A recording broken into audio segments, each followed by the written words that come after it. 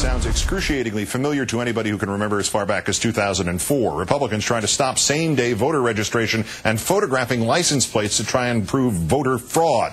This in our third story in the countdown as early voting gets underway in the state that gave George Bush the last election, Ohio. Most polling sites reporting light traffic today, and in a totally unscientific poll, the Associated Press asked 5 people at one site who they chose. 2 picked Obama, the other 3 unknown.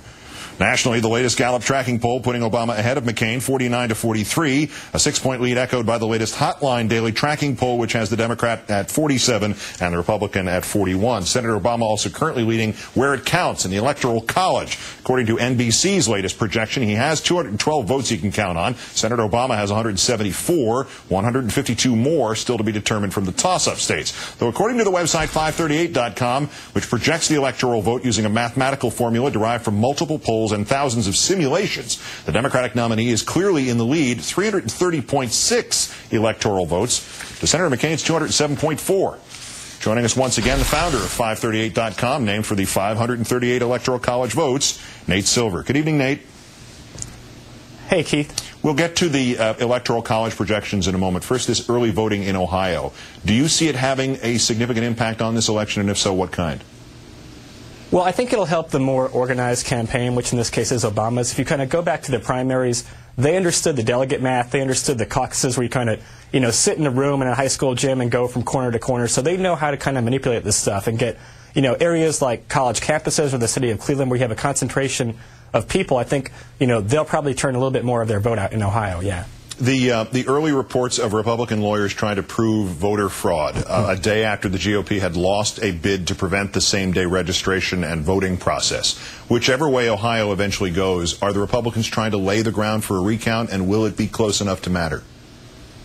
Well, it might be close enough. I mean, you have so many battleground states this year between Ohio and Virginia and Florida that, you're probably going to have a recount somewhere. Whether it's decisive or not, we don't know. The difference this year is Democrats actually own a lot of the governor's mansions in states like Ohio and Virginia. They have the Secretary of States there, which wasn't true with, Harris in Florida in 2000. So if you do have a recount, they might have kind of the home field advantage, which they didn't have the last 2 cycles. And we're just advised that the state Supreme Court in Ohio has just upheld tonight the lower court ruling, and the GOP has lost its bid to prevent that same-day registration and voting, so it will continue in Ohio. All right, the national election and your projections. Obama is clearly in the lead in polling. There's one, I think, out there that still has McCain by 2, but the rest of them are all pretty close to the margin of error in Obama's favor. But how do you factor in early voting in Ohio and elsewhere, given that Ohio could be 300,000 early voters by some estimates? How do you figure the early voting into your analysis?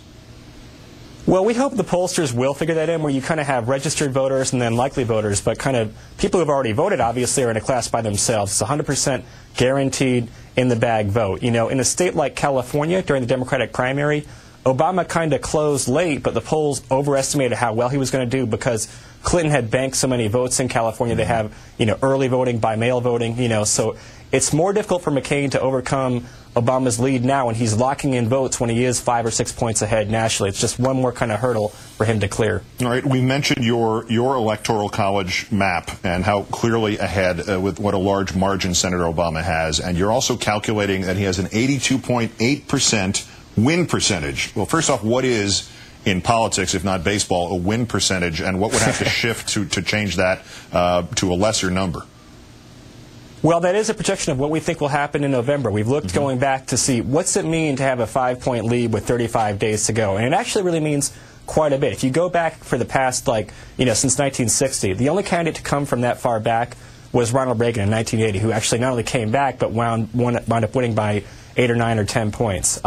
So the odds are pretty good. It's not my job to manage expectations. That's the Obama campaign's job. But, with the focus going to the economy, with McCain's greatest strength on the economy not really translating there, people don't give him an experience, a competence edge on the bailout on the economy. They need some new trick to stick, and right now they're kind of moving in the wrong direction. So 82.8 win percentage means 82.8% chance that Obama wins in some way, shape, or form?